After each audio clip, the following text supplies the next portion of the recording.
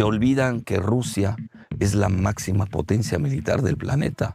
Sobre todo cuando uno se mete a ver la cuestión nuclear, las jerarquías, las armas hipersónicas. Estados Unidos no tiene armas hipersónicas. Poca gente sabe eso. O sea, las ha intentado desarrollar, pero hasta ahora ha fracasado. Pero han fracasado. Irán ya las tiene. Irán pudo penetrar el famoso blindaje israelí gracias a 9 armas hipersónicas. Que esto poca gente lo maneja en el mundo. ¿Cuál fue el peor el error? Quisieron que Rusia y China se acercaran uno al otro. Y ahora están haciendo un hub, el nuevo Silicon Valley, lo están haciendo en la frontera de Rusia y China. Usted que conoce bien la idiosincrasia del pueblo ruso, ¿usted cree que Rusia puede llegar a perder esta guerra? Bueno, la de Ucrania no, está ganada. Esa está ganada. Ucrania, a mi juicio, va a marcar el nuevo orden mundial. No va a ser Gaza, no va a ser, no sé, hay 16 conflictos hoy en el mundo. Ucrania va a ser definitivo. El verdadero punto de inflexión. Sí, hoy se sabe que nada más hay 2 potencias en inteligencia artificial, hay que reconocerlo, que son, lo digo en orden, China y Estados Unidos. China le lleva una ventaja de por lo menos 15 a 20 años a Estados Unidos en materia militar de inteligencia artificial. ¿Qué futuro nos espera en Europa? ¿Cómo lo ve usted cuando ha venido ahora aquí a Europa? ¿Qué cambios ha visto? ¿Cómo nos percibe? ¿Cómo nos ven desde fuera?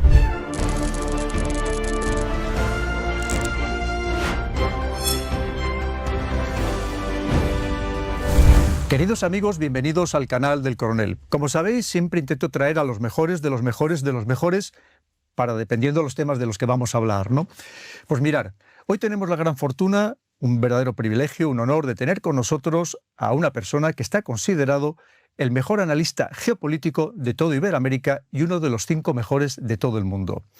Analista geopolítico, geopolitólogo, como vosotros le queráis denominar, pero como os digo, una persona que sabe muy bien todo lo que pasa en el mundo, por qué está pasando, incluso que pueda hacer un balance de lo que puede suceder a corto plazo, pues de la mejor manera posible, porque tiene todos los datos, lleva muchísimos años trabajando en esto, y desde luego, como os digo, es un verdadero honor el poderle tener aquí en el canal del Coronel. Estoy hablando de Alfredo Jalife. Alfredo Jalife es mexicano, como os digo, por tanto, por eso dicen que es el mejor analista geopolítico de toda Iberoamérica, además reconocido por todo el mundo, tiene muchísimos seguidores, como ya sabéis, también tiene algunos detractores, como tenemos todos, pero os puedo garantizar que es una persona que sus palabras son oídas incluso por muchos presidentes de gobierno, porque cuando habla, no habla cualquiera, habla con total conocimiento de causa. Así que, don Alfredo, bienvenido al canal del Coronel. Bueno, pues un enorme placer y honor estar con usted, Coronel. Pues podemos empezar por su queridísimo país, que ya sabe, un país que yo también quiero mucho.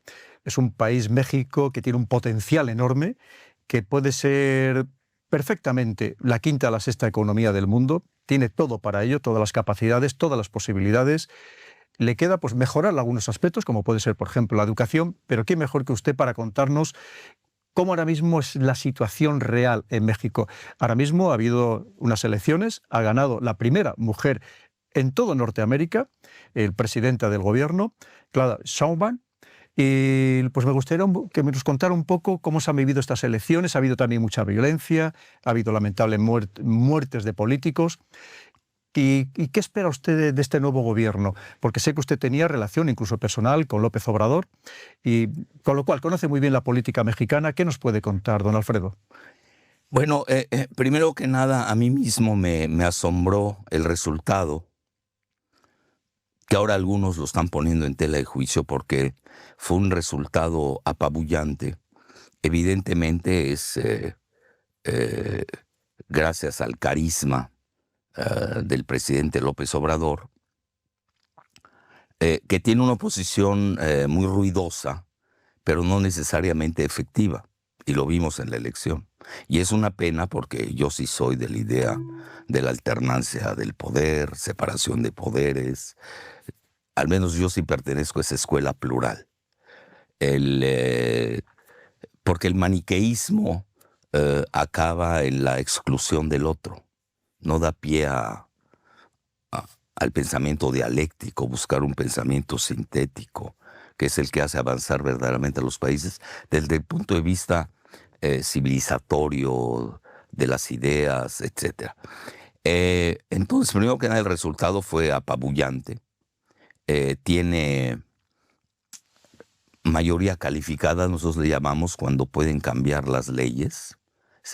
Es decir, no sé qué tan bueno sea la muerte de una oposición.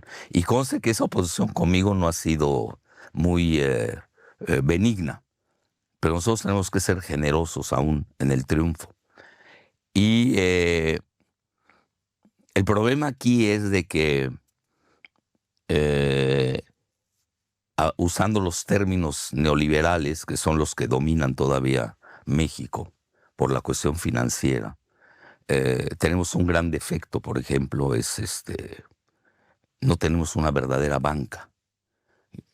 Ya quisiéramos tener un Santander, un BBVA a ese nivel, porque México tiene la capacidad de tener ese tipo de bancos. Y pues el primer mensaje, que tampoco nos los esperábamos, era porque el primer mensaje fue la caída del peso mexicano, el superpeso. Pues ¿cómo? Si era la moneda, la mejor divisa de los países emergentes. Sino que le pregunten a Turquía, a Egipto, y no acabaría. Entonces, muy fuerte porque un bajón, porque fue un bajón de casi 7%, no es menor en un solo día, ¿no? Aunque luego se medio repuso. Y posteriormente también, pues, ya lo de la bolsa mexicana no afecta tanto como la caída de la divisa, por el gran intercambio que tenemos entre México y Estados Unidos, donde a veces se nos olvida que tenemos, eso la gente poco lo sabe. Y yo he seguido el problema migratorio de México con Estados Unidos de hace 40 años, por mi edad. Acabo de cumplir 76. Muchas veces me dicen, bueno, ¿y cómo es que sabes tanto? Y eso, pues por blockchain. Es por blockchain. Así de fácil. Pues ya que tiene uno muchas vivencias. Entonces, en Estados Unidos tenemos alrededor de 44 millones de mexicanos que están colocados casi España. Ya lo creo. Estamos hablando de España. Una España entera en México. En México, o sea, de mexicanos en Estados Unidos. Se dice fácil. Impresionante. Pues sí, pero más impresionante aún, están colocados estratégicamente en los dos principales estados de Estados Unidos, que son California, que es el primer Producto Interno Bruto, y el segundo, que es Texas, el segundo Producto Interno Bruto de Estados Unidos, que además tienen votos electorales masivos de los principales que direccionan o redireccionan, dependiendo del caso, una elección. Entonces, los mexicanos pueden decidir la elección en Estados Unidos como la elección en México. Pero todavía ese segmento no ha participado en la elección en México como se esperaría. Y además no existe la infraestructura para tal proceso masivo, etcétera, etcétera. Entonces, yo lo primero que diría, incluso lo escribí, así que no tengo ningún empacho en repetirlo. Habían dos candidatas y un candidato.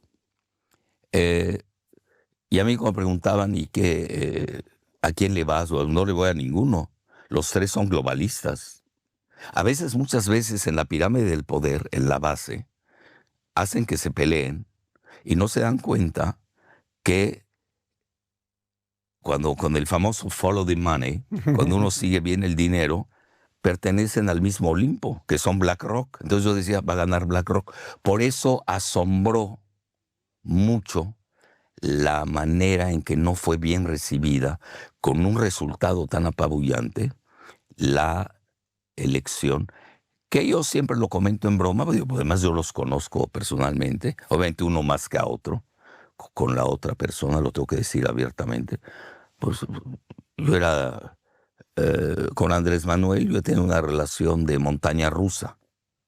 Un día estoy arriba, un día abajo, porque así es el sistema político mexicano y así es su personalidad de él. Es una gente que no confía mucho, es un llanero solitario y sabe hacer muy buenas relaciones, las sabe usar y ha sido, pues ha sobrevivido a todas las persecuciones habidas y por haber. Nada más se salvó de ir a la cárcel, ha sido la única situación. Pero ha ido creciendo mucho, ha manifestado una gran resiliencia y ahora en el poder, pues tuvo mejores resultados cuando él mismo fue elegido. Entonces yo hasta en broma comenté, parece una reelección encubierta. ¿Por qué? Porque la candidata que él realmente seleccionó, era imposible pensar que llegara un candidato que no fuera afín, para no decir otra palabra, a su pragmatismo y a su idealismo, etcétera. Pues no es muy popular que se diga. Ujú. A pesar de que hasta obtuvo más votos que el mismo presidente, que a mi juicio es el que le abre todos los caminos sabidos y por haber. Y tan es así, cuando yo participaba en las reuniones, por ejemplo, a mí me hacía mucho caso el presidente y sigue haciéndome caso en esa materia de los energéticos, sobre todo Ahora hablaremos de eso. petróleo y litio. Pues realmente ya no existía, nunca participó. El presidente le hacía leer las listas. Era una edecán, no muy graciosa ni agraciada, por cierto. No tiene una personalidad muy Arrolladora, arrolladora para nada. Es incluso puede ser hasta seca. repelente, a ese grado. Bueno, y lo he comentado yo públicamente, no es ningún secreto al respecto. Muchos dicen que ahora me van a perseguir. Bueno, usted ya ha estado muy perseguido, ¿verdad? Sí. Recientemente incluso le detuvieron y hasta le esposaron, Sí. ¿no fue así, don Alfredo? Sí, por el litio, por andar defendiendo el litio. Entonces, en resumen, sí me llamaron la atención esas dos características de que, incluso para alguien que está dentro del sistema, como es relativamente, porque a mí no me gusta la política como tal, me gusta analizarla, pero porque a mí me han dado puestos, me han querido hacer diputado, senador, y no, porque todavía hay que entender que lo que llamamos democracia en México, estamos en una forma embrionaria. Es decir, venimos de un sistema pues realmente casi totalitario, porque así quiere Estados Unidos. Es decir, es lo que le conviene a Estados Unidos. ¿Tanta influencia tiene Estados Unidos en México? Yo digo que en México no se mueve la hoja de un árbol sin que no esté enterada la CIA. Bueno, sería la Ucrania de Estados Unidos, para decirlo en términos muy suaves, ¿no? Todo lo controla Estados Unidos. Por ejemplo, este superpeso famoso, ¿a qué se debía? Bueno, primero que nada, hay seguramente usted lo sabe mejor que nadie, una cosa que está mal traducida al español, le llaman carry trade. Carry trade es el diferencial de las tasas de interés.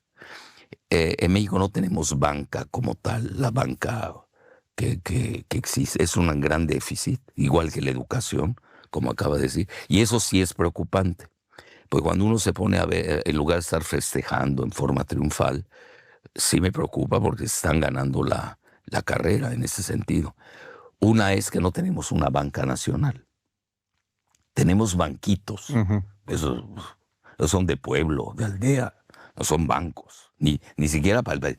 El presidente dejó hacer el Banco del Bienestar, que sí mueve mucho dinero, pero tiene más fines electoreros, porque ahí se mueve el dinero que se le da a la tercera edad, a los ninis, a los que ya saben, los famosos ninis. Bueno, es una cantidad monstruosa de dinero, pero no es una banca financiera. Es algo inédito que él inventó, que por ejemplo Gaddafi no lo supo hacer en Libia. Gaddafi, con toda la fortuna que tenían de ingresos para un país de 2 millones, no sabía cómo distribuirle al pueblo todos los ingresos del gas y sobre todo del agua, que usted sabe que tiene gran cantidad. Esa es la razón de la invasión de Libia. Es decir, yo ahí no pierdo mi tiempo a personalizar en mis análisis. El acuífero que tenía, que quería hacer de Man-Made River, Sí, el río hecho por el hombre. Entonces no supo distribuirlo y luego comete el error que le da el Banco Central alguien formado en la City. Bueno, se acuestan con el enemigo y luego se arrepienten. Entonces, si hubiera consultado con Andrés Manuel, pues obviamente hubiera creado una banca del bienestar, que la ha hecho muy bien. No para fines financieros propiamente dichos. Sí, no es una JP Morgan. No, para nada, exacto. Entonces, en ese sentido, sí tenemos ahí una gran carencia. El famoso carry trade, ¿qué significa? Que la banca de Wall Street coloca, bueno, vamos a decir, compra bonos del tesoro, el equivalente mexicano, nosotros le llamamos CETES. Ellos tienen una tasa del 5% con los bonos del tesoro en Estados Unidos. Y en México están pagando alrededor del 12%. El simple hecho de trasladarlo a México ya están ganando 7%, claro, sin hacer nada. Un movimiento... Método de negocio. Un movimiento contable. Por eso es muy fuerte que ese diferencial del 7%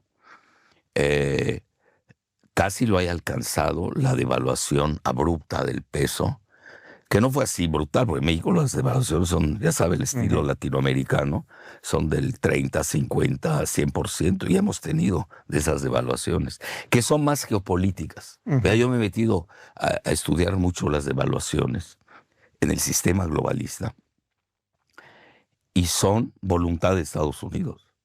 Es decir, técnicamente puede uno tener la peor divisa del mundo, y si Estados Unidos está de acuerdo con la política exterior de ese país, no le pasa nada. Y al revés, es decir, puede manejar excelentemente y técnicamente todas las variables conocidas, los parámetros, y Estados Unidos lo castiga a uno. Controla el Banco Mundial, todo. Fondo Monetario Internacional, las 4 grandes agencias de calificación, con lo cual... No hay manera de jugar con eso. Y esa es parte, yo creo que es la parte más importante, que no se ve, porque el gran público no se adentra a ello. Creo que hasta les da flojera, aunque dependemos más de ello que de lo otro, curiosamente. Es la parte más importante del control, yo diría, de la anglósfera, porque es todo un circuito muy bien manejado. Wall Street aprendió mucho de la City en Londres, ¿no?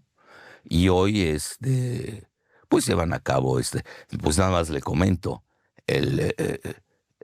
muchas veces se maneja la deuda de Estados Unidos, ya está en 30 y pico. 35 millones. 35 millones de millones. De los de millones, son billones en español, trillions. Trillones para ellos. En anglosajón, 10 a la 12ª potencia.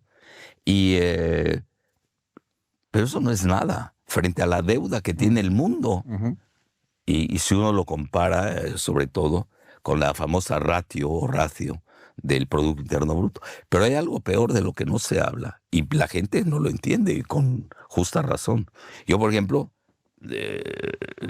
porque estudié un MBA, un Master Business Administration, en una universidad americana de México, por cierto, que se llama así, Universidad de las Américas, pues medio empecé a entender esto de los derivados, que es incomprensible para cualquier leguleyo, y donde se están manejando ya entre 2 y 4 cuatrillions. Estamos hablando de 10 a la 15ª potencia. Y no lo digo yo, lo dice el Banco Internacional de Pagos. Ahí viene. Sí, pero no es fácil. A ver, ¿cómo le decimos a alguien que incluso que sea doctorado en filosofía, letra, en todo, menos en finanzas, y ese tipo de finanzas no lo va a entender? Entonces ahí tenemos una burbuja tremenda, especulativa a nivel mundial, que hace que uno se explique cómo puede ser que una empresa sola en Silicon Valley tenga el equivalente del Producto Interno Bruto de varios países de África y de Latinoamérica. ¿Y quién controla todo ese dinero, don Alfredo? Los oligarcas de... fíjese que esa puerta revolvente la estoy estudiando. Y como se maneja esto ahí, follow the money, que sería el dinero. Si te entendemos bien un BlackRock, digo, está bien. BlackRock la maneja un israelí estadounidense que se llama Larry Fink. Se llama Management Under Investment, así se llama la cantidad que manejan, estamos hablando, subió bastante el año pasado, gracias a las guerras. Entonces ya se vuelve un circuito de ida y vuelta de varios niveles que llegan hasta la cúpula. Es que hablamos de varios billones, Sí. de los de millones. Y de obviamente euros o de dólares. especulan, están la venta de armas. Hoy, por ejemplo, la venta de armas del complejo militar industrial de Estados Unidos, con lo que le ha proveído a Ucrania y a Israel, pues es la parte que más está subiendo en Estados Unidos de su Producto Interno Bruto, que eso hay que desglosarlo muy bien. Es decir, ya entramos y luego especulan, apuestan a futuros, todo lo que se llaman opciones, hedge funds, fondos de cobertura de riesgo. Dice que van a reconstruir Ucrania, ¿no? Bueno, cuando la terminen de desmontar. Sí. Bueno, porque es el negocio, ¿no? Precisamente está ahí Larry Fink. BlackRock. Sí, porque vean, yo ahí, eso sí lo quiero decir muy bien, porque sí vale la pena. Y yo he formulado esa dicotomía, porque a mí me gusta. Yo las finanzas no la veo como dinero, yo lo veo como el instrumento de la economía, que ya se comió a la economía, que son las finanzas, pero como un instrumento del más alto poder. Total. En un sistema que se llama la globalización, que ya se vino abajo, que ellos mismos lo reconocen, ya no saben qué hacer. Entonces, por eso estamos viviendo un momento muy delicado, porque es de transición. La globalización ya entró a la fase de desglobalización. Y voy a citar, no soy publicista de BlackRock, y menos de Larry Fink, a quienes, bueno, no los critico, yo con manejar datos duros tiene uno más que suficiente, pero sí leo las cartas que le mandan a sus cuentavientes a principios de año. Y ellos mismos reconocen que ya la globalización... Yo sé que a muchos se les va a erizar los cabellos. Imagínense yo en un salón de clases de posgrado que emite esa hipótesis. Este profesor nos tocó un loco, ¿no? No tiene idea de que... Porque todo el mundo vive bajo la férula de que la globalización llegó para quedarse y es eterna, y es todo lo contrario. Entonces, por eso hay que acudir a los grandes que ellos mismos, pues a veces sí ocultan muchas de sus cosas, o hay otras cosas que ellos mismos la explayan. Y hablan ya de la desglobalización. Y recuerde usted muy bien, ahorita que estamos hablando, viniendo acá, el famoso offshore, es decir, las cuentas de los paraísos fiscales, que ahora ya los empiezan a golpear, se han vuelto nearshore. Ya están cerca de Estados Unidos. Pero también ya hay inshore, porque el nearshore no está funcionando. ¿Por qué razón?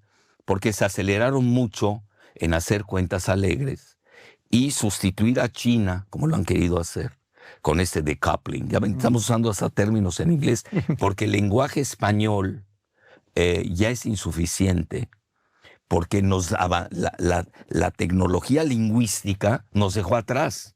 Y no tenemos términos en el idioma español. Es decir, hoy si viviera Cervantes, no entendería lo que estamos diciendo ahora. Y además, como me está hablando de coupling, nearshore, offshore, pues se le erizarían los cabellos. A lo que quiero llegar, entonces ya se está volviendo onshore, adentro de Estados Unidos, porque tampoco tienen ellos, con la gran tecnología que manejan, el ensueño que es Silicon Valley, con su famoso GAFAM, ya saben, ¿no? Todas manejan trillones. Estamos hablando... Para que nos entienda todo el mundo, las GAFAM son Google, Amazon, Facebook, Microsoft. Exacto. Twitter nunca entró porque era pequeña. Creo que por eso la pudo comprar Elon Musk con el X famoso. Bueno, que es otra persona que pertenece. Esa es la parte en la que estoy. Bueno, ok. Ya entendí esa dicotomía que son los megabancos y los gigabancos. No, un megabanco es propiedad de los gigabancos, ¿sabes? JP Morgan Chase. Si uno se mete a ver las acciones, la propiedad catastral, como lo diríamos correctamente, pues el dueño es BlackRock. el dueño es Vanguard. Vanguard y BlackRock, que a su vez son accionistas los unos de los otros. Así es. Y chocan a veces en los intereses de las acciones y todo. Bueno, ok, eso ya lo entendimos. Ya entendí en la pirámide del poder. ¿Y qué tal si al final del día, porque no hay que perder de vista la Reserva Federal? Y la Reserva Federal no es una reserva tan federal, porque es privada. Propia, privada, pero que ahí están los grandes bancos. Eso es lo más interesante. Wells Fargo, Chase, JP Morgan. Ahí entran precisamente lo que yo llamo megabanco. Entonces ahí están JP Morgan, Citigroup, que no anda bien, tambaleándose, Wells Fargo, que viene de una quiebra. Eso es importante. Y se tuvo que fusionar, etcétera, etcétera, porque lo agarran. Hay un memorable artículo de The Guardian al respecto. Y el otro, el que queda, Bank of America. Bank of America, sí, ahí se está manejando, etcétera, etcétera. Y la banca que viene abajo, la banca normal, ya no se diga la rural, está quebrada. Quebrada. De hecho, está siendo absorbida por estas grandes. Entonces estamos porque realmente el capitalismo solo per se, y no hay que irnos tanto a estas sofisticaciones modernas. Seguramente usted conoce La fábula de las abejas, de Bernard de Mondeville, clásico libro, que es mucho más ilustrativo del capitalismo que la obra que hizo Adam Smith. Porque tiene varias, ¿no? Ya sabe, la mano invisible. Bueno, cuando uno empieza a oír esos términos mágicos, bueno, ¿y de qué se trata, no? Entonces yo ahora estoy en esta fase de esa dicotomía entre los grandes bancos, los gigabancos, los otros que están, los otros incluso están teniendo problemas, tipo Goldman Sachs, etcétera, etcétera, porque le apostaron muy duro a los derivados. Y no hay que perder de vista la crisis de 2008, ya que hago un paréntesis. Yo creo que el mundo cambió en 2007 y en 2008. ¿Por qué? Y los efectos ya se empezaron a ver ahora. 2007, ¿por qué razón? El discurso famoso de Putin en la conferencia de seguridad de Múnich. La Wehrkunde, que le conocen. Y ahí dijo lo que iba a pasar. Señores, hágame caso. Es que no le hacen caso. Está loco hablando, etc. Se olvidan que Rusia es la máxima potencia militar del planeta. Sobre todo cuando uno se mete a ver la cuestión nuclear, las jerarquías, las armas hipersónicas. Estados Unidos no tiene armas hipersónicas. Poca gente sabe eso. Sí, las ha intentado desarrollar, pero hasta ahora ha fracasado. Pero han fracasado. Irán ya las tiene. Irán pudo penetrar el famoso blindaje israelí gracias a 9 armas hipersónicas, que esto poca gente lo maneja en el mundo. Por ejemplo, alguien tipo Alastair Crooke lo sabe, el mismo Scott Ritter, que es un gran analista, incluso estadounidense, que fue el que dijo no hay armas de destrucción masiva en Irak, cuando Saddam Hussein, bueno, ¿y eso qué? A ver, ¿quién va a reclamar ahora? Ya destruyeron Irak, ya se llevaron prácticamente todo lo que era Irak, etc. Y fue un fracaso militar. Visto en términos muy coloquiales, yo no veo que haya sido un fracaso, porque yo tengo otra lectura. Mientras sostenga la burbuja especulativa financiera, la gran burbuja, sigue siendo un éxito. Por eso la parte que viene es todavía más ilustrativa, que es ahorita, vamos a, si me deja proceder. Por Pero favor. Quiero concluir a la cuestión de estas grandes finanzas, y empieza uno a adentrarse, bueno, y usted ya lo vio, que son codueños, Vanguard y BlackRock, se llevan casi todo Wall Street, todas las acciones. Aquí ahora mismo en España son los principales accionistas de prácticamente todas las principales empresas y multinacionales españolas, de prácticamente todas. Está también el Fondo Soberano Noruego, el Norges Bank, pero las principales son BlackRock y Vanguard. Bueno, ya incluso en Europa. Y ya no hablemos de México, por favor.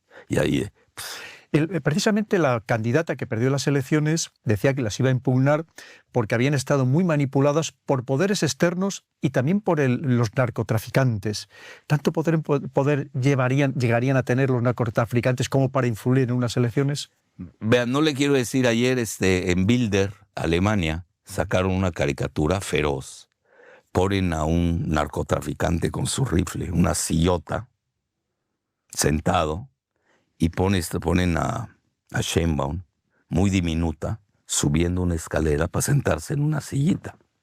Feroz. Bueno, la caricatura es eso, exagera. Sí, pero hay mucho. Es decir, en México el dinero que maneja el narcotráfico es hiperabundante. ¿Se puede llegar a un cargo político importante sin el apoyo de ese narcotráfico o inmediatamente son asesinados como ha pasado con tantos políticos y tantos periodistas? Hoy en la fase en que estamos en México, desgraciadamente, es muy difícil. Porque además ya no solamente es las drogas de siempre, tradicionales, sino además ha metido todos los opiáceos sintéticos como es el fentanilo, ¿verdad? Exactamente. Y es de ahí es donde entramos ya a un tobogán que no sabemos qué va a suceder. Por ejemplo, el hijo de George Soros, Alexander Soros, felicitó a Sheinbaum. Bueno, yo pertenezco a la coalición de Morena, que es una coalición. Pues para mí realmente fue muy difícil decidirme, porque públicamente, no es que yo sea antiglobalista per se, he seguido el modelo global de la globalización durante varios años. No comparto las teorías extraterrestres del Foro Económico Mundial de Davos, toda esa gente, pero también, como yo me dedico a la geopolítica, yo tengo que profundizar. Bueno, ¿y qué es el Foro Económico Mundial de Davos? Que es el nuevo grupo Bilderberg, el antiguo, hoy se transforman en financieros. Es decir, la gran aristocracia, la gran plutocracia, la gran oligarquía, hoy se volvieron banqueros y la bancocracia. Y hoy se volvieron los financieros de primer nivel que controlan todo. O grandes millonarios como Bill Gates, sí, que han hecho esas grandísimas fortunas con la tecnología. Jeff Bezos, etcétera. Y no acabaría uno de enumerarlos, ¿no? Entonces, aquí el problema, es la elección de Estados Unidos, del 5 de noviembre. Yo, por ejemplo, acabo de hacer un ensayo, porque me he metido a la política israelí, la estadounidense, que hay que hacer lo que yo llamo las geobiografías. Es decir, Netanyahu no es Netanyahu, no es un personaje aislado. Zelensky no es un personaje aislado, aunque sea un comediante ilegítimo, lo que querramos. Ahí está porque lo dejan y les ha convenido que llegue. Un Milei no es, pues ya saben, Argentina está dividida la opinión pública. No quiero abrir ahorita esas heridas latinoamericanas, pero convienen a un sector de la opinión pública. Y a lo que quiero llegar es de que a mí me queda muy claro la elección estadounidense, y vis a vis de lo que pasa en Israel, cómo hay un binomio que es el de George Soros con el grupo del Partido Demócrata. Uno se mete a ver todas las ligas. Estamos hablando de Hillary Clinton, Bill Clinton, Obama, el mismo Biden, que el mismo Biden dice: yo soy sionista, lo dice abiertamente. Mucha gente no lo cree. Bueno, googlea, se lo dijo, no lo estoy diciendo yo. Bueno, porque ahí entramos a las estructuras del deep state, del estado profundo, del establishment. Antes le decíamos establishment, ya vimos que es más que un establishment, es el estado profundo. Entonces, lo primero ahora con las 34 cargos que le asestaron a Trump, y cuando hizo su declaración incendiaria, por cierto, porque así están jugando en Estados Unidos. Donde guste o disguste, están en una proto-guerra civil. Es cierto. Que a veces no se atreve a decir su nombre. Se dice que incluso que gane quien gane, la otra parte no va a aceptar los resultados. Imagínate. Y que puede haber problemas gordos en Estados Unidos. Muy difícil esa situación. Entonces, lo primero que dice Trump es de que George Soros estuvo detrás de su encarcelamiento. y detrás de su, bueno, no encarcelamiento, de su enjuiciamiento, más que nada, en 34 asuntos, ¿no? Y yo, por ejemplo, que sí sigo la prensa israelí de manera profesional, no por antipatía, porque yo tengo un método, coronel, que es el dialéctico. Como no quiero ser maniqueo, yo soy el bueno, los demás son los malos. Que eso no lleva a nada. Es que el buen analista tiene que ser mucho más objetivo, no de caer en la subjetividad. Y dialéctico, y tengo que escuchar al otro que dice, aunque no me guste.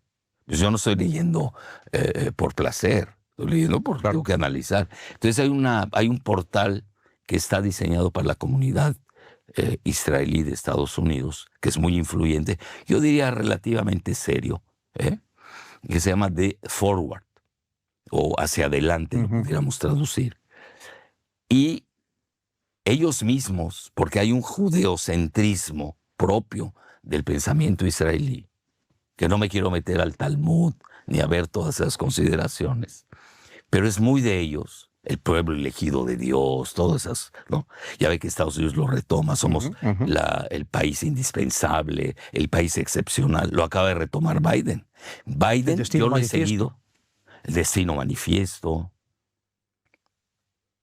etcétera, etcétera. Entonces Biden lo acaba de retomar ahorita que fue a West Point, y hablando que son un país excepcional y son ellos los que llevan la batuta en el mundo y tienen la carga del planeta, ¿no? Ideológica y teológicamente hablando.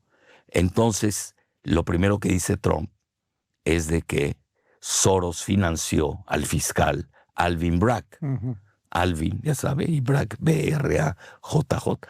Bueno, entonces sale alguien del establishment en el Washington Post, que no cualquiera escribe ahí, que muchos comentan que está controlado por la CIA. Bueno, todo está controlado por la CIA, por favor.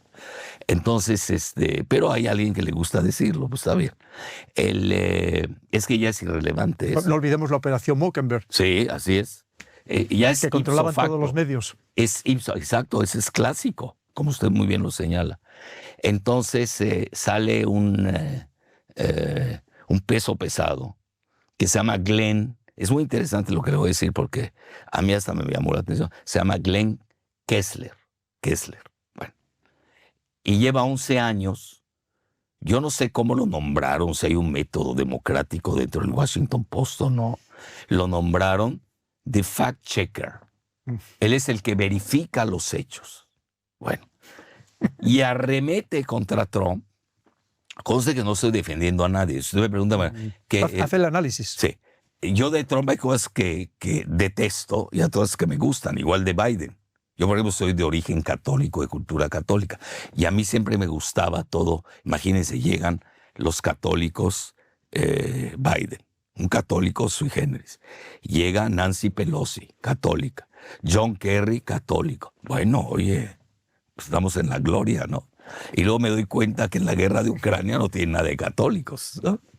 Y prefieren apoyar a un comediante de origen israelí ucraniano que no llegan ni a 50,000 personas en toda Ucrania, en contra de la iglesia ortodoxa que es más cercana a Rusia y que además son eslavos racialmente hablando.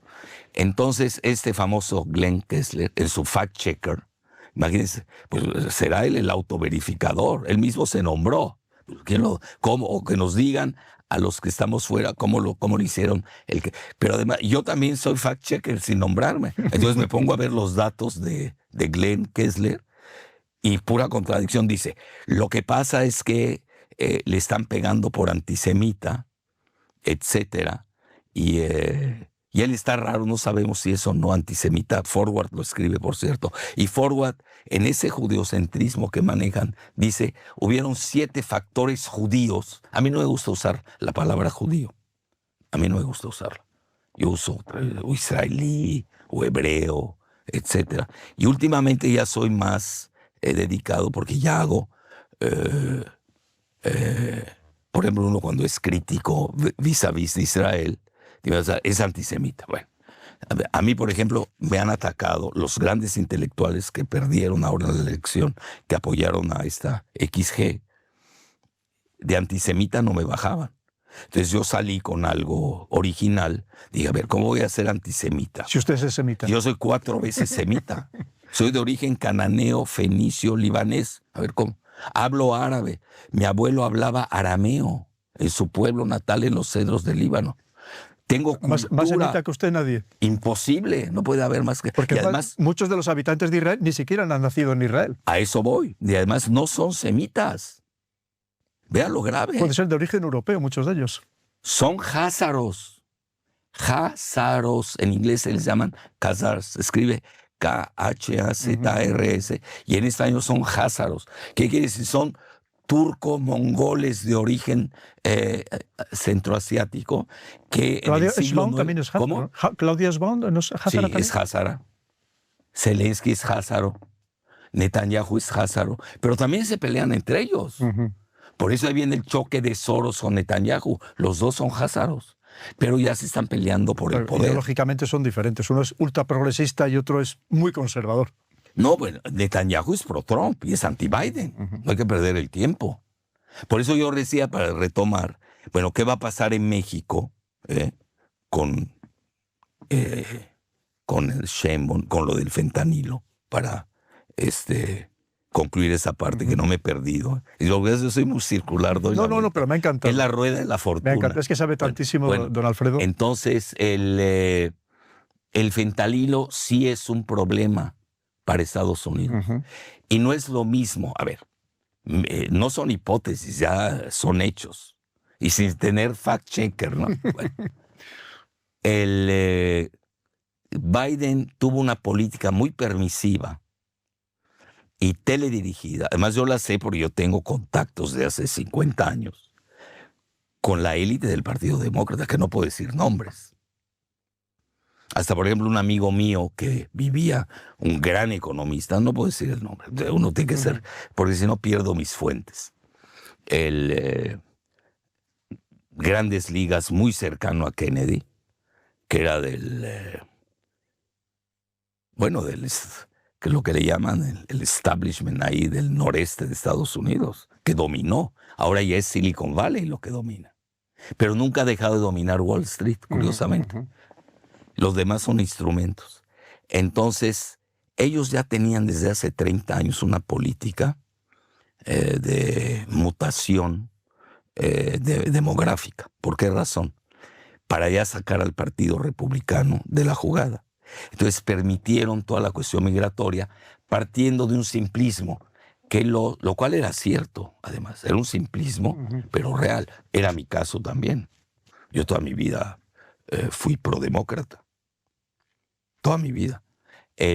Pero ya después de las atrocidades de Obama y ahora con Biden, muy difícil ser prodemócrata. Entonces, ¿usted cree, don Alfredo, que antes de llegar las elecciones de esto de principios de noviembre, dejará Biden el puesto de líder demócrata a alguien, que puede ser Michelle Obama, que puede ser Kamala Harris, porque, hombre, desde luego no parecen las mejores condiciones para enfrentarse a Trump, por muy aparentemente debilidad que esté, porque además Trump es tan astuto que incluso de lo peor sabe sacar lo mejor, ¿no? Sí. Sabe sacar beneficio.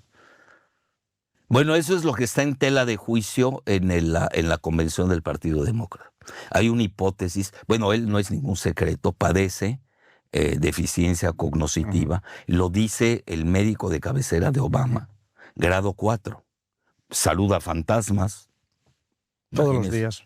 Bueno, entonces, obviamente él está, bueno, lo que estamos, esta persona no puede tomar decisiones. ¿Quiénes están tomando las decisiones en el equipo Biden? Se va a ir de espaldas cuando yo le diga que todos son házaros, los más importantes. Jacob Sullivan es Jacobo. Jacob, se puso Jake para Anthony Blinken. Anthony Blinken, Janet Yellen, la que hace la guerra, Nuland, Vicky Nuland. Bueno, esas no son casualidades, por favor, eso no existe. Entonces, son los que manejan el verdadero poder. Y quizás uno que no es házaro, que es que hoy está manejando la cuestión del Medio Oriente, que es el director de la CIA, Burns, que es un diplomático conste, no le puedo echar porras a alguien que es director de la CIA, pero yo estoy analizando. Es serio, conoce su materia. Ya ve ahora que está un poco, que se ha manejado, que se puede dar una guerra nuclear por el motivo de Ucrania, todo el uso de armas largas que golpeen, de armas occidentales, sobre todo de Estados Unidos, que golpeen a Rusia, pues ya lo dijo abiertamente el presidente Putin, que va a haber una respuesta asimétrica. Sí. Pero fíjese, hay otro escenario que ahora mismo se está barajando estos días, que además le afecta a usted directamente, precisamente por ser de origen libanés, que es que Israel abra un segundo frente, ya no indirectamente como está ahora, que están bombardeándose de manera diaria, pero sino que lo abra ya con entrada de tropas directamente en Líbano. ¿Usted cree que eso sería viable? ¿Sería, digamos, razonable pensando que ya tiene un frente que no ha conseguido cerrar Israel después de 8 meses o 9 meses ya de guerra prácticamente en Gaza y no ha acabado con Hamas, y abrir otro segundo frente sería complicado para Israel? Bueno, en realidad hay 7 frentes de Israel.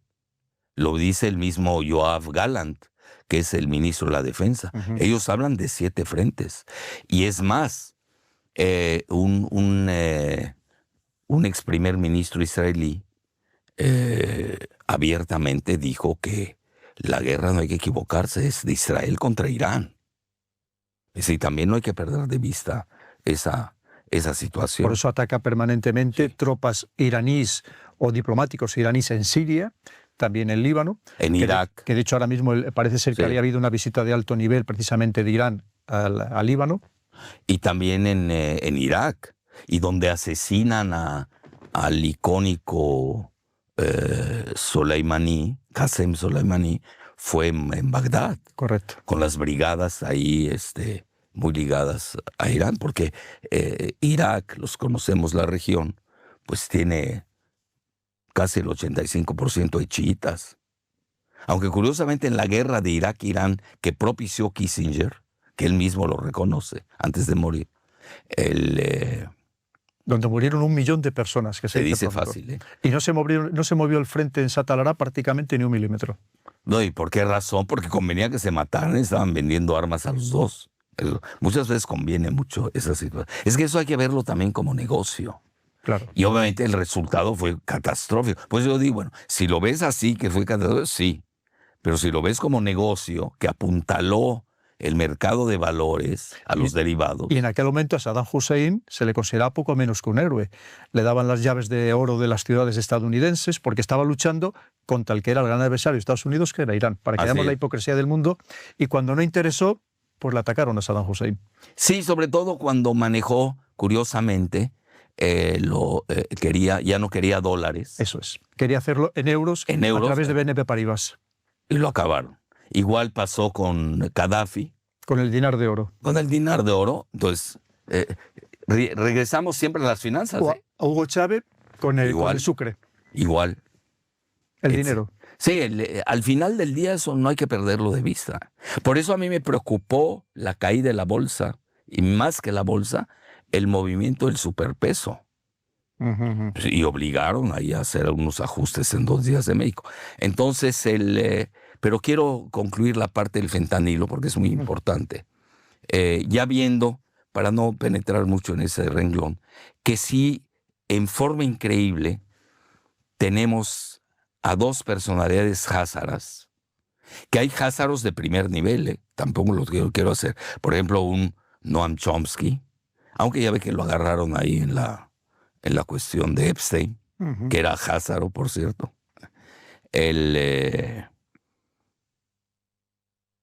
Y también está la cuestión con Trump y su alianza con Netanyahu, que le dio todo. La capital, las alturas del Golán de Juan Exarlas, su yerno, pues era el mediador. Y uno vive unas los acuerdos de Abraham. Sí, uno vive unas cosas que realmente si uno no sigue ciertos lineamientos, sí se pierde. Es un laberinto. Entonces, y ahora también, por ejemplo, el que está haciendo la negociación entre Hezbollah e Israel es un házaro que hizo servicio militar en Israel, que se llama Amos Hochstein. Increíble. Y que sí logró dividir la parte del gas, que hay mucho del gas en estas guerras, incluso la de Gaza, que tiene unas reservas pletóricas de gas frente a las costas. El Líbano también tiene bastante gas. Y eso que ya se acabó la era del petróleo, ¿no? Y del gas. Bueno, no se ha acabado. Ya ven que han inventado que la energía verde, sí, etc. Es toda la cuenca sur del Mediterráneo. Sí, exacto. Entonces, ¿qué sucede? Ponen a este Amos Hochstein, que además participó con el ejército israelí en sus propias guerras, a negociar con Hezbollah. Bueno, es ahí donde... por eso ese frente que es un frente abierto, sí, pero hay otros.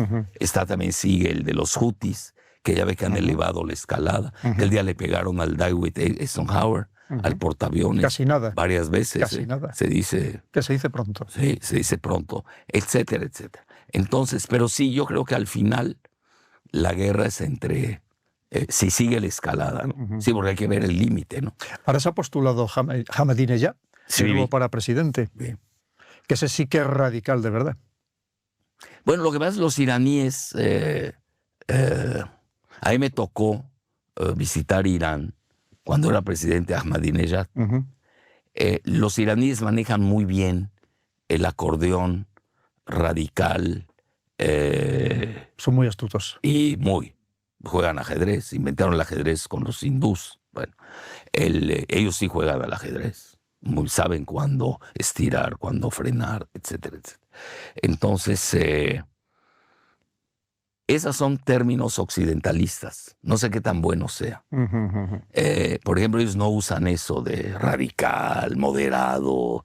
Por ejemplo, dicen, ya ve que tuvieron antes a presidentes moderados, entrecomillados, Morraisi.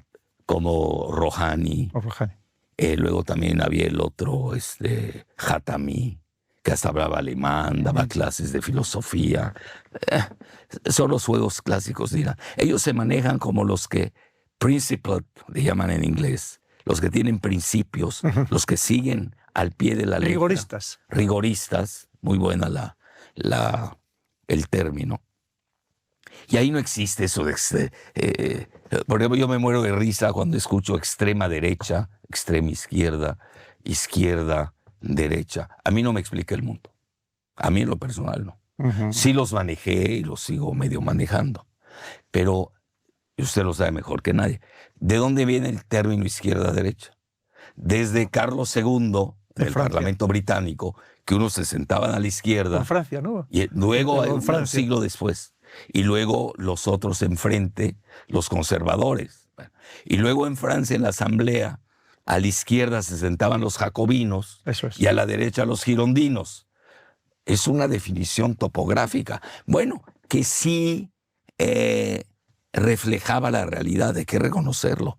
Y tan tuvo éxito que luego en la Revolución Industrial, pues sí, habían los capitalistas y los obreros eran de izquierda y los capitalistas eran de derecha. En la Guerra Fría se manejó la URSS, pues era izquierda, y Estados Unidos era el país capitalista. Pero la globalización destruyó esa semántica, porque muchos de izquierda, sobre todo de América Latina, y ya no se diga, no me quiero meter al continente europeo. No, nos tenemos que meter, porque... resulta que eran travestis los de la izquierda, resultaban que eran globalistas, y en México abundan esas izquierdistas. A mí ya no me sirve, a mí en lo personal. Sobre todo cuando empiezo el análisis de la cúpula hacia abajo, y no de abajo hacia arriba. Abajo lo puedo usar, porque es un término, lo tengo que decir, muy aldeano, pero ya caduco, totalmente caduco. Pero ya cuando yo subo, ya después de todo lo que hemos revisado, pues sí veo que hay unos globalistas y otros soberanistas. Curiosamente, términos que ya están siendo usados en el pleito de Trump contra Biden. Claro. Que son los que definen, nos guste o no, participan en la definición del mundo. Le dejo beber un poco y mientras tanto le voy a poner un poco la situación de cómo está Europa para que usted luego nos haga su análisis. En Europa estamos en una fase decreciente, clarísimamente, una fase incluso de degradación social clara. pensando que una Alemania lleva ya más de 2 trimestres en recesión, que se están planteando si tienen dinero suficiente para pagar las pensiones, entre otras muchas cosas, que según el Fondo Monetario Internacional y JP Morgan va a crecer solo el 0,2, Alemania, ni más ni menos, que era la gran locomotora de Europa. Estamos perdiendo peso en el Producto Interior Bruto Mundial, claramente también. Ya no tenemos la tecnología puntera, porque la tienen otros países, que luego hablaremos de ellos. Y sobre todo tenemos una carga social, pensando que entre el 50 y el 60% de todos los beneficios sociales de todo el planeta se gastan en Europa. Y estamos hablando de poco más de 500 millones de habitantes, cuando en el mundo hay otros 7.500 millones de personas. ¿Qué futuro nos espera en Europa? ¿Cómo lo ve usted cuando ha venido ahora aquí a Europa? ¿Qué cambios ha visto? ¿Cómo nos percibe? ¿Cómo se percibe desde el exterior a esta Europa? Si de verdad vamos a chocar contra un muro con todo esto del New Green Deal, con todas estas carreras que a lo mejor estamos poniendo zancadillas a nosotros mismos. ¿Cómo nos ven desde fuera? Pero sí quiero concluir porque es importante la dicotomía. Incluso tengo un libro al respecto que hoy le cambiaré el título porque le puse globalistas versus nacionalistas.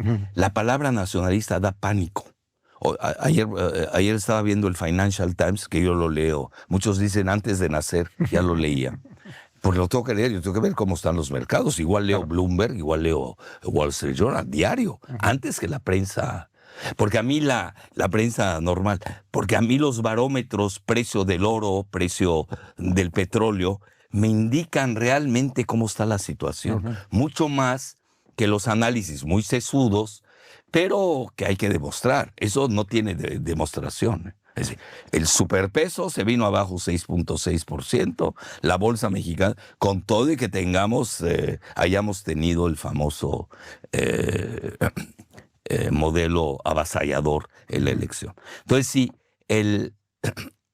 y yo hoy, si volviera a hacer la edición del libro, le pondría globalistas versus soberanistas. ¿Por qué? Porque hay muchos de derecha que son, esa derecha caduca, que son soberanistas. Y tengo muchos de izquierda que son globalistas.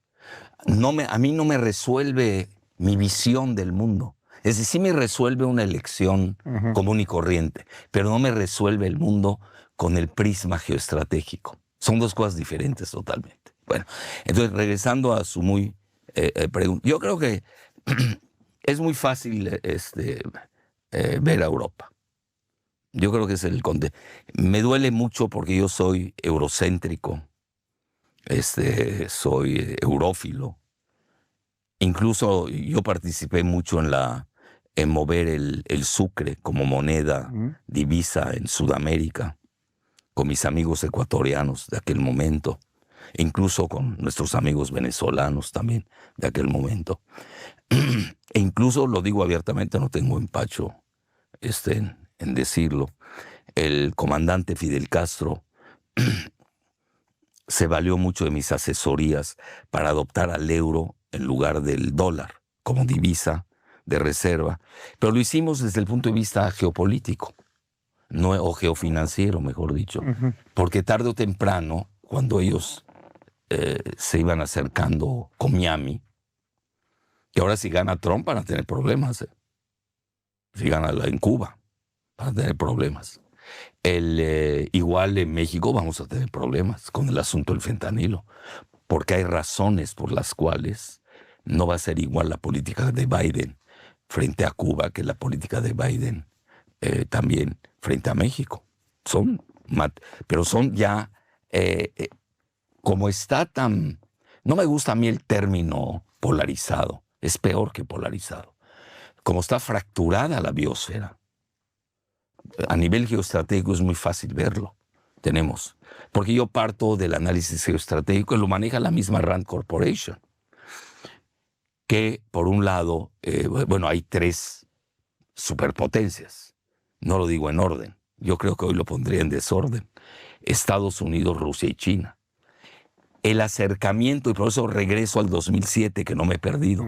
El discurso de Putin fue seminal.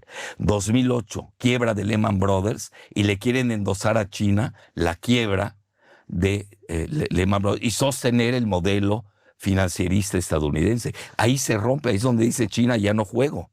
Porque en 2000, incluso en ese momento Rusia, lo digo en términos muy coloquiales, le dice a China, abandona los bonos del tesoro. Ya vamos a darle el golpe de gracia al dólar, que esa es la fuerza de Estados Unidos. Eso es importante. Hoy Estados Unidos nada más tiene 3 poderes reales. 3. No hay que perder. El dólar, pero no hablo del dólar callejero, de donde voy cambio en un change. Ese es callejero, eso no tiene nada que ver. O el dólar, donde está perdiendo el dólar es ya en el manejo del petróleo. Las Ahí sí, transacciones internacionales. ahí sí. Pero donde sigue más fuerte que nunca es en el manejo financiero del dólar. Es decir, todas las tratativas se hacen en dólares. No se hacen ni en rublos ni en yuanes chinos. Eso hay que entenderlo muy bien. Es decir, la finanza sigue siendo, las geofinanzas siguen siendo el verdadero poder de Estados Unidos. El segundo, la computación cuántica. La computación cuántica. De 44 rubros de tecnología de punta, China lleva ventaja en 37 sobre Estados Unidos. En la única que está detrás es en computación cuántica. Y eso porque no lo sabemos, porque los chinos leen mucho a Sun Tzu. ¿Qué tal si no lo han sacado? Pues a nivel público leemos, y los secretos de Estado, usted los conoce eso mejor que nadie. Las cosas no se publican y no lo van a estar publicitando. Por eso ve uno una China diferente. La China de 2024 no es la China de 2008, donde ahí creo que no entendió, la golpearon, no entendió el golpeteo, ¿no? Y ahora tenemos que comete el peor error geoestratégico que se puede hacer. Lo cometieron los Clinton, Obama con Biden cuando era vicepresidente, y ahora Biden. Y Trump, no lo puedo dejar de lado. ¿Cuál fue el peor el error? Quisieron que Rusia y China se acercaran uno al otro. Entonces, dentro de ese esquema de estabilidad estratégica, ya tenemos un G2. ¿Y cuál es el G2? No es el que quería que Henry Kissinger, que había hecho un G2 en su época, en los 70, entre China y Estados Unidos contra la URSS, lo cual le dio ese término usted lo sabe mejor que yo, profundidad estratégica.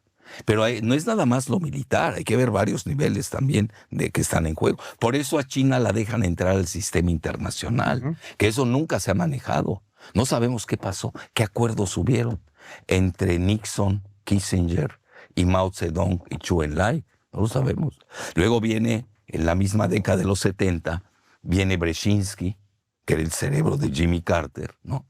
Con ya Deng Xiaoping, ¿no? Y ahí es donde empiezan a dejarle a China el entrar a nivel internacional. Y hoy por eso China es la segunda superpotencia geoeconómica en el mundo cuando lo medimos en términos nominales. Pues si se mide en paridad de... Ya es la primera. Ya es la primera. Paridad de poder adquisitivo. Y es la primera en el mundo. Entonces hay que tener mucho cuidado con ese manejo de las cifras. Sí, cuando se la deja entrar a la Organización Mundial del Comercio, a partir de ahí. Así es, 2001. Días después de los atentados del 11 de septiembre. Si no me equivoco, 3 o no sé cuántos días. Bueno, entonces a lo que voy. Entonces, ¿qué sucede? Hoy en esta etapa de ven el renacimiento de China, irresistible, la rusofobia que impera más en el Partido Demócrata que en el Partido Republicano, que es menos rusófobo. El Partido Republicano es más sinófobo. Y el Partido Demócrata es... el Partido Republicano es menos... Menos contra Rusia. Sí. Y el partido y más, el otro menos contra China. Exacto. Y ahí está Hunter Biden que me desmienta. Digo, si alguien... Buenos negocios con China. Si hay, y con Ucrania. Y con Ucrania. Y ahí es bueno. Con Burisma. Entramos al follow the money. No falla eso. Sí, porque eso los marca inmediatamente. Entonces, ¿cómo quedamos Europa en este nuevo contexto? Pero ahí voy.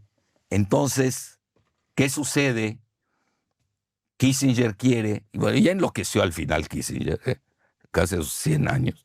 Un día quería acercarse a Rusia contra China, cambiar el esquema en los 70, y luego al final se contradice lo de Ucrania, no me quiero meter más. Y Brzezinski fue todo lo contrario, quería un G2 de Estados Unidos con China contra Rusia, porque como es de origen polaco, canadiense, ya ve cómo manejo la cuestión geográfica, porque a mí me da mucha luz. Claro. Entonces quería algo contra Rusia, porque nunca dejó de ser rusófobo. Entonces, ¿cómo queda en este juego? Vean, ayer se lo estaba yo comentando a alguien. Europa. ¿Qué debe haber hecho Europa? Fíjense, se lo voy a poner al revés. Europa hubo un momento, y me consta, porque yo iba a asistir a las reuniones de globalización en La Habana, donde iban muchos europeos. Estaba de moda el euro. Y el euro tuvo un momento que pudo haber desplazado al dólar. Y eso no se la perdona. Y menos si no se la perdonan a Saddam Hussein, ni a Gaddafi, ni al mismo Hugo Chávez, pues menos se la van a perdonar a los europeos. Pero ahorita hoy los nuevos europeos yo los veo, pues ellos mismos, me duele mucho decirlo, pues incluso yo estudié en una escuela francesa en Beirut, se llama Le Frères des Écoles Chrétiennes en Beirut, los lasallistas, y les agradezco mucho mi formación. Jamás voy a repeler de ellos, todo lo contrario.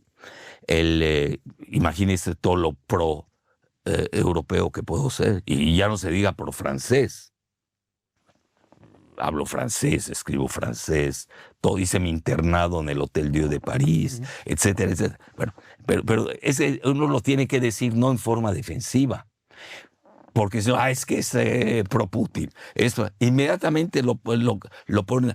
No entienden, sí, te encasillan. No entienden que los 4 colores son primarios. Hay 4 colores primarios y de ellos se pueden surtir varios colores. Yo he visto de varios colores, hacen el blanco. Bueno, cuidado, hay que tener mucho cuidado. Es igual el juego de la geopolítica. Entonces, ¿cómo se ha encontrado Europa cuando ha venido? ¿Cómo dice? ¿Cómo se ha encontrado Europa cuando ha venido ahora? Bueno, depende de qué Europa. Y en concreto España. Bueno, depende de qué Europa. Bueno, lo que pasa es que yo, España, es la tercera vez que vengo. Yo hacía 20 años que no venía a Madrid. Sí la veo cambiada, la veo más digitalizada, ¿no? Barcelona estuve hace 6 años, etcétera. Pero sí quiero llegar a esto, de que ¿qué debió haber hecho desde el punto de vista geoestratégico? Si hubiera sido el geoestratega europeo, debió haber sido la Suiza continental. No meterse en los líos de Rusia con Estados Unidos, que bombardean el Nord Stream 2 y solapan incluso un atentado hecho y derecho. Y ya son dependientes porque rompieron con el gas ruso y ahora les cuesta 4 veces más el gas licuado natural proveniente de Estados Unidos, y es un negocio para ellos. ¿Y cómo está Alemania? Usted lo acaba de comentar, su caída industrial. Estamos en el primer país ahora. Y luego Estados Unidos está creciendo pues gracias a ello. Es decir, al final del día cometió un grave error geoestratégico Europa. Esa Europa de la que estamos hablando. No sé qué vaya a pasar en las parlamentarias próximas. Parece ser que va a crecer mucho la extrema derecha. Usando esos términos de extrema derecha. Ahora le llaman ultraderecha, es la última palabra que se emplea. Es peor todavía. Hasta cierto punto tiene lógica porque hay lugares donde se ha degradado muchísimo la seguridad, ¿no? No solamente en Alemania, pensemos por ejemplo Suiza, que era el paradigma, poco menos el paraíso en la tierra, y en cambio pues es un país que está sufriendo muchísimo la inseguridad, pero muchísimo. Entonces sí que puede ser que haya una transformación profunda en el contexto del Parlamento Europeo, que es lo que se va a elegir ahora. Bueno, ¿y ahí qué van a decir? Ganó Putin. Bueno, claro. Es que ahora es el comodín para todo. Si las cosas van mal, toda la culpa evidentemente la tiene Putin. Eso es lo que quería preguntar. Usted que conoce bien la idiosincrasia del pueblo ruso, ¿usted cree que Rusia puede llegar a perder esta guerra? Bueno, la de Ucrania no. Está ganada. Esa está ganada. Pero sí quiero concluir lo de Europa, porque imagínense yo que soy de formación, vamos a ponerla así, francesa. Cuando salió el libro de Emmanuel Todd, este gran pensador francés, que no tiene mucha publicidad, Se conoce más a Le Nouveau Philosophe, ¿no? A Bernard-Henri Lévy, pues que tiene todo su manejo que ya conocemos, las editoriales en Francia, cómo se manejan, es decir, no es ningún secreto, etcétera, etcétera. Sí, pero con una población galopante cada vez más de origen norafricano islámico, que eso no hay que perderlo en Francia, ¿no? De vista, que obviamente va a tener efecto en las elecciones del Parlamento Europeo. Entonces, y es una persona que ha sido muy... porque él maneja mucho la demografía. Yo, por ejemplo, lo puedo decir públicamente, yo no usaba mucho la cuestión demográfica, porque no era una herramienta que hubiera aprendido. Yo soy autodidacta en ese sentido, tengo otras profesiones, pero esa no, y menos la de ser demógrafo. Y ahora lo primero que veo es la edad de un país. Problema de Europa, la edad. La falta de hijos. Problema de Japón, la edad, falta de hijos. Rusia, problema. Y eso se lo escuchaba Biden en una ocasión. Dice, Rusia es muy fácil de destruir porque tiene demografía negativa. Y es cierto, hoy ya se estabilizaron, pero si uno ve todo lo que sucedió con la caída del muro de Berlín, la disolución de la URSS, perdió mucha población, etcétera, etcétera, toda la época de Yeltsin. Y tenemos una restauración, vamos a ponerla así en términos imperiales rusos, imperiales en el buen sentido de la palabra. Todo el grupo de San Petersburgo, que tiene un historial, que son los que están gobernando Rusia, etcétera, sí tiene un problema demográfico. Y eso lo tienen que pensar muy bien. Y Estados Unidos lo tiene bien contemplado. Entonces, a lo que voy, acá tiene... Bueno, le he leído muchos libros a Emmanuel Todd. El primero, casi a la par de Hélène Carrère-Doncos, que había escrito L'Empire éclaté, quiere decir el imperio resquebrajado, previó demográficamente la caída de la URSS, porque el 20% de la población que eran musulmanes, y con una población, yo me llevo muy bien con el mundo islámico, digo, para que no hayan problemas. Jalifes, islamófobo, y empiezan los adjetivos, ¿no? Ahora todo es filias y fobias. Oigan, el mundo hay 4 colores, empecemos con eso. Es que no se puede hacer ningún análisis de nada porque enseguida nos etiquetan. Entonces, ¿qué sucede? Él comenta la poligamia consustancial a la religión islámica. Y me llevo también con los chiitas y con los sunitas, y hasta con los drusos, que ya ve que tienen otra aceptación, digan los alawitas. Por ejemplo, pues, viví en Líbano, soy de origen libanés, viajo al Líbano una vez al año, etc. Bueno, a lo que quiero llegar. El primer libro dice, igual que Hélène Carrère-Doncos, se va a caer la URSS. Y había hecho un análisis, sobre todo demográfico. Curiosamente, hoy tienen ese mismo problema, pero a nivel Rusia.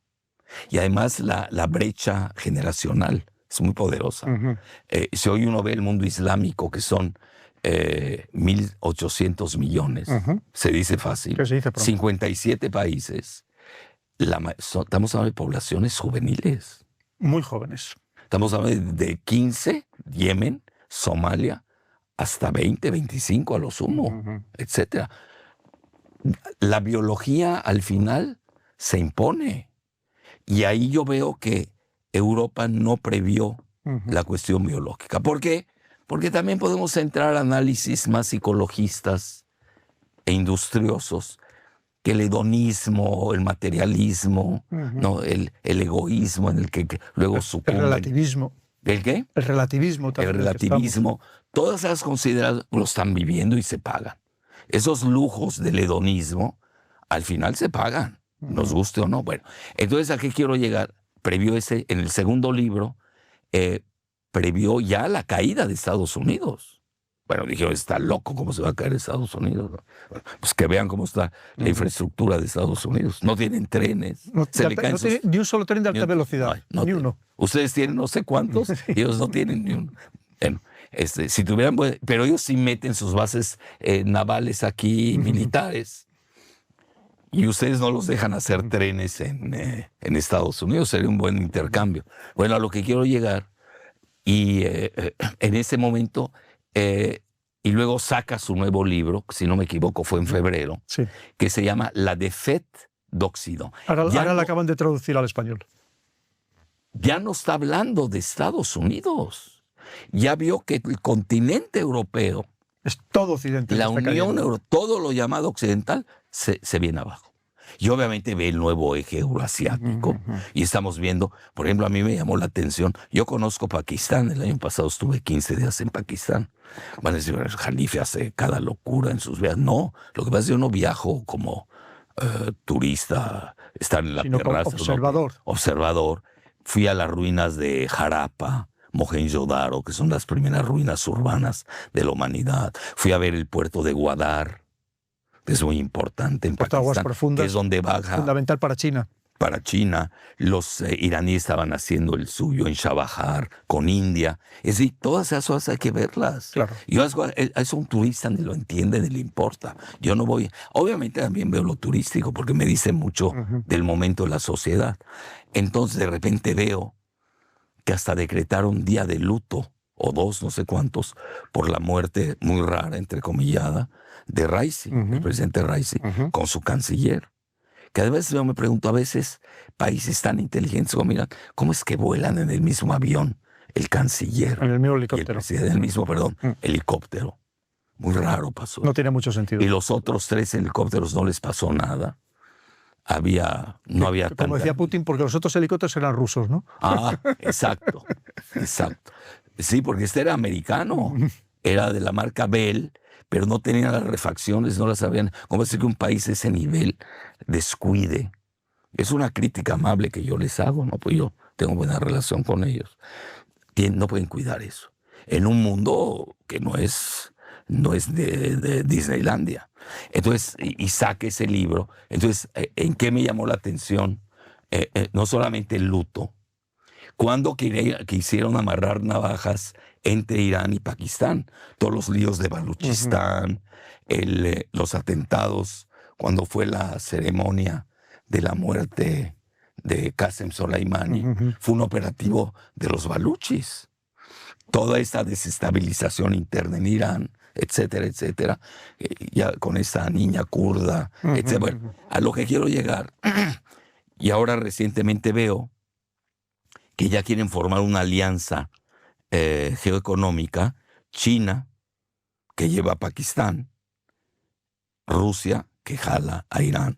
Estamos hablando de 4 países muy importantes, por lo menos 3 de 4 con bombas nucleares. Y uno, Irán, que está cerca, está a 60% del enriquecimiento de uranio, pero que en cualquier momento puede acelerarlo. Y pues lo que pasa es que no han hecho las bombas nucleares fuera de los inventos de Netanyahu, que les ha inventado 1000 veces, que tiene bombas atómicas, etcétera, etcétera. Porque para ellos es un-islamic, es anti-islámico tener bombas nucleares. Pero ya con lo que están viviendo ya se dan cuenta que esto no es el cielo. El infierno, yo diría, como lo dijo Jean-Paul Sartre, l'enfer c'est les autres. El infierno son los otros. Nos hemos dejado arrastrar en Europa a una guerra que no era nuestra guerra contra Rusia, un enfrentamiento que nos ha perjudicado, y unas sanciones que sabíamos desde el primer momento que iban a ser un boomerang, que nos iban a hacer más daño a nosotros que a Rusia. De hecho, Rusia va a crecer un 3,5%, cuando Alemania va a crecer un 0,2%. Y ¿alguien piensa que, conociendo a la idiosincrasia del pueblo ruso, el pueblo ruso va a ceder y va a perder la guerra? No, hombre, es no conocer la guerra patriótica.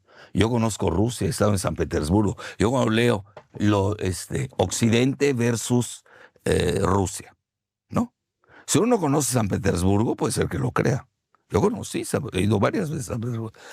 Para empezar, y no tengo nada contra los japoneses, vea cómo me tengo que defender de muchas cosas. ¿Cómo va a ser Japón Occidente?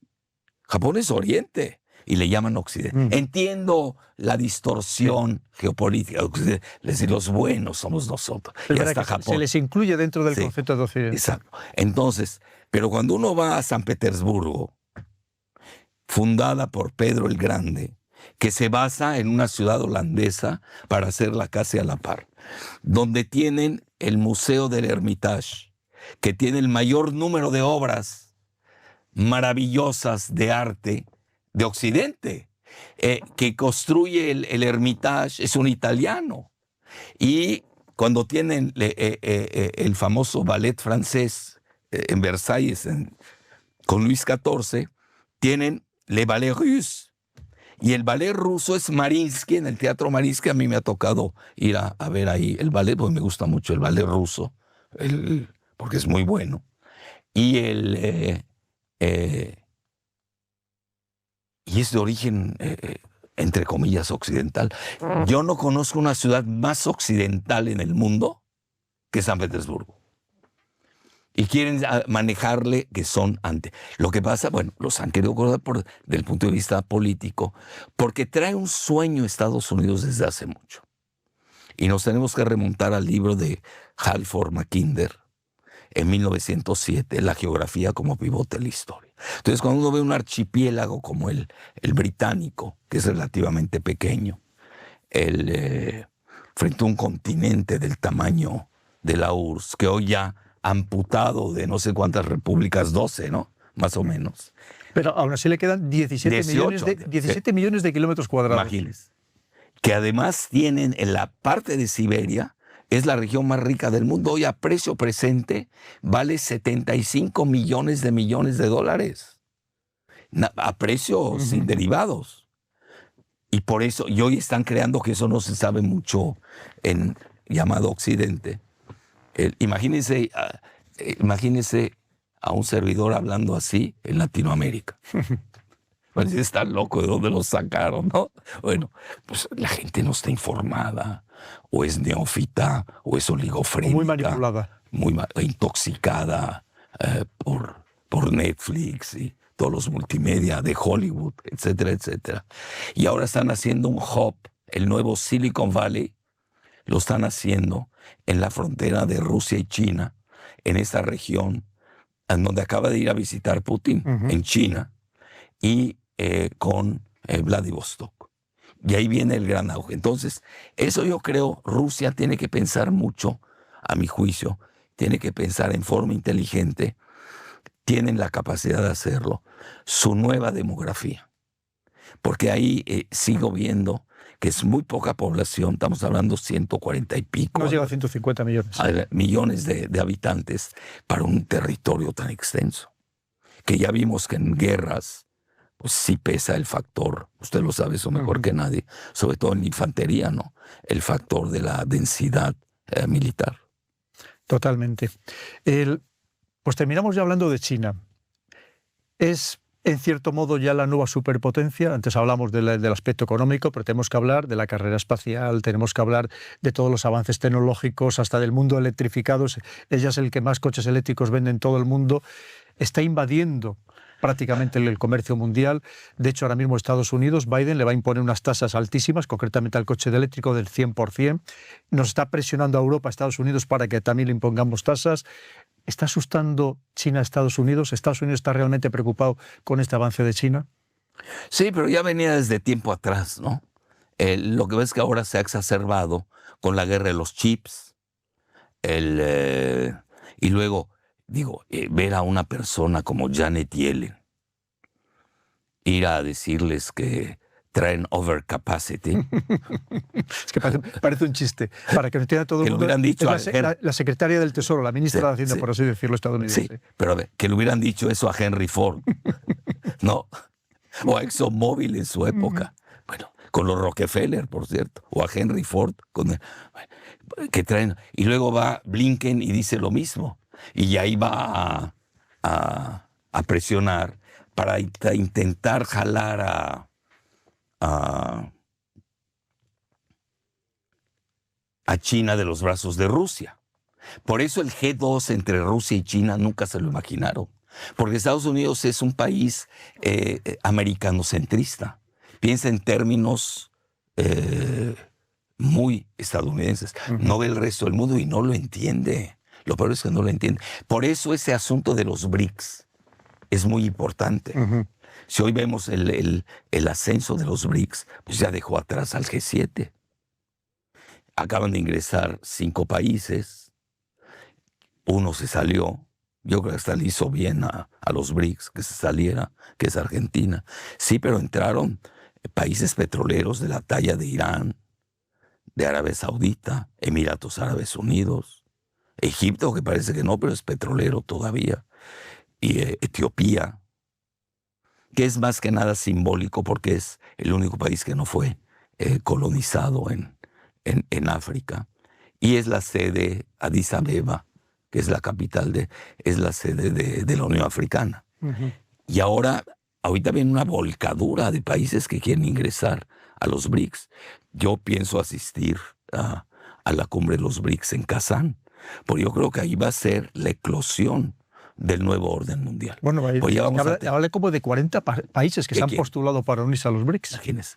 México no quiere ingresar a los BRICS.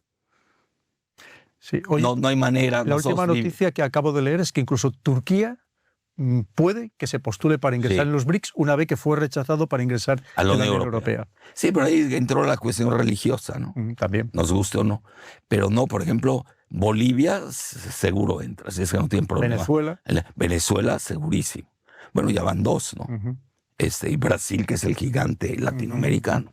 México, pero México tiene nosotros, siempre lo he dicho, estamos en una jaula geopolítica. No tenemos margen de maniobra. Claro, con Estados Unidos. Con Estados Unidos. Entonces, pero hoy el mundo, este nuevo mundo de los BRICS, ¿qué tiene como gran proyecto? Uno es desmontar al dólar.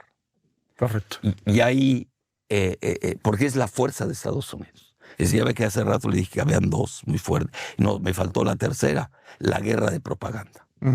Nadie maneja mejor que la anglósfera la guerra de propaganda. La guerra cognitiva que se llama ahora. La guerra cognitiva. Mucho más sofisticada. No la tiene. Son los grandes maestros. Ni Rusia, ni todavía les falta mucho. China. Ni China y menos Irán. Entonces ahí siguen.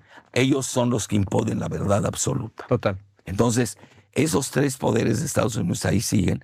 Y yo creo que han sido muy inteligentes en su alianza ilimitada, así le llamaron, tanto Xi Jinping y Putin. Por ejemplo, en esta cumbre que se dio en Beijing, es muy importante. El abrazo. El abrazo. Eso es un hecho histórico. Es un hecho histórico. Doble abrazo. Y aquí pasado desapercibido. ¿No lo han visto aquí? Prácticamente desapercibido. Rompió la costumbre china. Total. Él se occidentalizó, se rusificó. Por eso yo voy con mucho cuidado. Correcto. Tiene toda la razón, don Alfredo. Es un hecho histórico. Eso se estudiará en los libros de historia. No, además fue sin corbata, con camisa muy casual. Y los dos estaban... ¿A qué no habrán llegado en un día en sus conversaciones para llegar a ese abrazo? Entonces, y hasta vemos la evolución de la postura china frente a Ucrania. Antes eran neutrales y ahora vemos abiertamente. Aquel día dice, ya entendimos las razones por las que Rusia está operando en Ucrania. Y Rusia abiertamente apoyando a China en el asunto de Taiwán. Entonces, ¿qué va a pasar? Yo creo que a China se sabe manejar en el pluralismo. Los BRICS es un proyecto ecuménico, para decirlo en términos geoteológicos. Bueno, tienen el sur global a su favor. Muchos no podrán hacerlo en forma expedita porque no pueden, o no los dejan, o los quiebran al día siguiente. Es decir, tampoco hay que subestimar al león herido. Estados Unidos todavía tiene la capacidad de dar zarpazos. Sí. Entonces ahí tenemos llegamos como Edipo Rey cuando llega al cruce, pero su destino lo marcó irse a tener su famoso asunto. El problema es que nos va a arrastrar a los demás en su caída, que es el problema. Y yo he dicho que Rusia y China deben ayudar a Estados Unidos a no caerse, obviamente con condiciones, porque sí le va a pegar a muchos países, sobre todo aquellos que creyeron en la invencibilidad de Estados Unidos, que ya vimos que no es tan invencible. Así es. Y sobre todo cuando nos vamos al asunto del dólar. Y aquí le doy esta idea. Los chinos ya quieren acelerar la desdolarización. Los estrategas chinos manejan de 5 años. Los estrategas rusos 10. Yo creo que lo van a hacer en forma gradual. No conviene porque vendría una quiebre estrepitosa del mundo. No. Es decir, no conviene tener un Sansón. No sé si me estoy explicando. Perfectamente. Tenemos que tener a un anti-Sansón.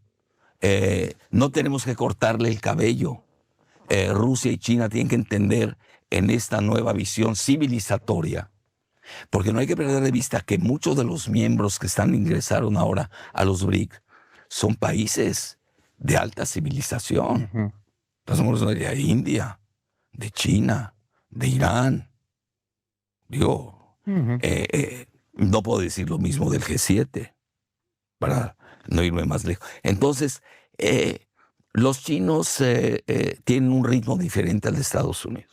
Y aquí entramos a los cronogramas cosmogónicos. Para el chino, 120 años es el corto plazo. Así es. Y para el estadounidense, el Eso es un corto plazo es ya. Bueno, ellos no lo ven. Entonces, yo creo que ahí vamos a tener un choque conceptual a nivel del cronograma cosmogónico. Uh-huh. Entonces el chino sabe que ellos están ganando la batalla, están subiendo mucho. Yo, por ejemplo, dudo muchos de estos datos.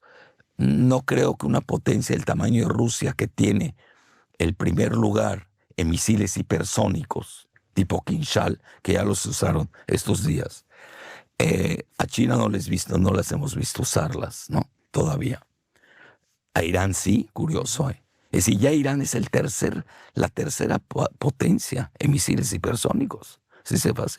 Estados Unidos ha fracasado y parece que Norcorea ya tiene misiles hipersónicos. Uh-huh. No lo sé, pero son los datos que van. Porque aquí también hay que tener mucho cuidado. También hay propaganda, claro. La propaganda. Si uno lee la prensa occidental, pues de inmediato hay que ir a verificar la contraparte. Claro. Porque si no, ahora, China, que acaba de alunizar por segunda vez y en la cara a la parte oscura de la luna, ¿no? Y ya sacaron hasta su mapa completo de la luna, lo cual pone en tela de juicio muchos mitos sobre la luna. Bueno, y ya lo diría. Rusia como que ha dejado la parte de Marte a nivel espacial, uh-huh, y ahora como que está en el proyecto conjunto de exploración con China. Uh-huh. Entonces yo voy a ver, yo noto, y ahí se equivocó Henry Kissinger en su libro On China, porque se fue en la cuestión civilizatoria, su cuestión étnica, yo creo le pesaron mucho. Uh-huh. ¿Por qué razón? Origen alemán, házaro, etc. Digo, jamás se van a poder unir China y Rusia porque son de culturas diferentes. Pues no, estamos viendo que dos culturas diferentes tienen una complementariedad que además se da desde el punto de vista geoeconómico. Uno tiene necesidad del otro. Así es. China necesita del gas ruso, que por cierto no se hizo el acuerdo, creo que lo dejaron, lo siguen negociando, hacer el nuevo Nord Stream, uh-huh, que va a ser el gasoducto de Rusia con China. Porque ahí sí Putin operó una jugada, yo creo que muy audaz. Y un día me acuerdo lo hizo estando él en Bruselas. No sé qué pasó ahí, le dieron un papel con la OTAN o algo así. Ya ve que Rusia, en su ingenuidad, porque han tenido muchos ingenuos, el máximo ingenuo fue Gorbachev, que ni le firman, no saca ni un papel para la unificación alemana, para la no expansión de la OTAN. También los rusos tienen que hacer su autocrítica. Es decir, no pueden ser ingenuos ante los piratas, hablo en términos reales, uh-huh, o bucaneros, pero no suene tan feo, que le ganan a España por el clima, porque Felipe II se puso a hacer inventarios y en ese momento hubiera acabado con Gran Bretaña. Y el mundo hubiera sido español, no hubiera sido británico. Es decir, uno tiene que ver muchas circunstancias, ¿no?, de lo que ha ocurrido en el planeta. Entonces, hoy, a mi juicio, China yo creo que aprendió mucho. Primero que nada, Rusia tiene que hacer su autocrítica. Estados Unidos no veo a alguien que quiera hacer su autocrítica, menos del lado del Partido Demócrata. Y China aprendió en este lapso moderno, vamos a decirle así, o posmoderno, de los errores que hizo la URSS, no repetirlos. Es una gran lección para ellos. Y también vio los errores de Estados Unidos, que tampoco quiero repetir. Pero a mí me cuesta trabajo no creer que Rusia no está en la inteligencia artificial. Ahora, por ejemplo, en Estados Unidos está muy de moda la inteligencia artificial. Sí, pero es la inteligencia artificial muy banal, muy simplista. Es la inteligencia artificial que está ganando en la bolsa de valores, está ganando fortunas, ¿no? Mientras que el mismo Putin en una ocasión lo dijo. Se fue a un kinder o una escuela primaria fuera de Moscú y le dijo a los alumnos, que usted lo sabe mejor que nadie, Rusia tiene los mejores ingenieros, científicos, que no estén publicitados es otra cosa, porque dentro del proyecto del Partido Demócrata que siempre han tenido, ha sido balcanizar a Rusia en varios pedazos, cambio de régimen para ellos controlar, la nueva doctrina Monroe, pero ya del siglo XXI. Y esa balcanización basada en la demografía, obviamente apoderarse de la riqueza que tiene Rusia en Siberia y más que nada llevarse a sus científicos. Eso es parte del proyecto, como lo hicieron con Alemania en la derrota de la Segunda Guerra Mundial. Pues, ¿qué es la NASA? Todo ese proyecto se lo salen von Braun y compañía. Sí, no hay que perder. Incluso la Agencia Espacial Europea se creó gracias a científicos rusos. Increíble. Pues han perdido muchas cosas, se volvieron maniqueos, cayeron en un falso maniqueísmo en Europa. Y esos errores sí se pagan, porque yo no veo que tengan otra oportunidad. Yeah. Ese es mi muy humilde opinión. Entonces, a lo que quiero llegar, me cuesta, le dice Putin a los niños, quien domine la inteligencia artificial controlará el mundo. Y ahí voy. Hoy se sabe que nada más hay dos potencias en inteligencia artificial, y hay que reconocerlo, que son, lo digo en orden, China y Estados Unidos. Nada más que China en materia militar, y hubo un asesor del Pentágono que lo dijo, y lo dijo hace 2, 3 años, que China le lleva una ventaja de por lo menos 15 a 20 años a Estados Unidos en materia militar de inteligencia artificial. No el chat, la inteligencia. Ellos tienen otras cosas, los chinos. Pero me cuesta trabajo no entender que Rusia no está en inteligencia artificial. Se me hace más que ellos están, pero en el rubro militar. ¿Por qué? Porque Rusia se ha dedicado más a defender su existencia. Tienen un problema existencial, que saben que los van a destruir con todo el proyecto entrecomillado de Occidente. Y hoy han revertido las cosas. Entonces, me hacía usted la pregunta y la reconecto. Ucrania, a mi juicio, va a marcar el nuevo orden mundial. No va a ser Gaza, no va a ser, no sé, hay 16 conflictos hoy en el mundo. Ucrania va a ser definitivo. El verdadero punto de inflexión. Sí, y ahí está, por eso veo nerviosos ya a Biden. Ya ve que ahorita le bajó tantito. Tuvo que salir John Kirby a decir que ellos no quieren una tercera guerra mundial nuclear, cuando ya Rusia estaba preparada. Hoy Rusia está en sistema de alerta con todas sus... y tiene más bombas nucleares, pero además con misiles interbalísticos que son ya de hipersónicos. Y con los medios hipersónicos, efectivamente. Pues, y no vemos los submarinos. ¿Cuántos submarinos no estarán frente a la costa de Estados Unidos, del lado del estrecho de Bering o del lado frente al estrecho de Miami o de Florida?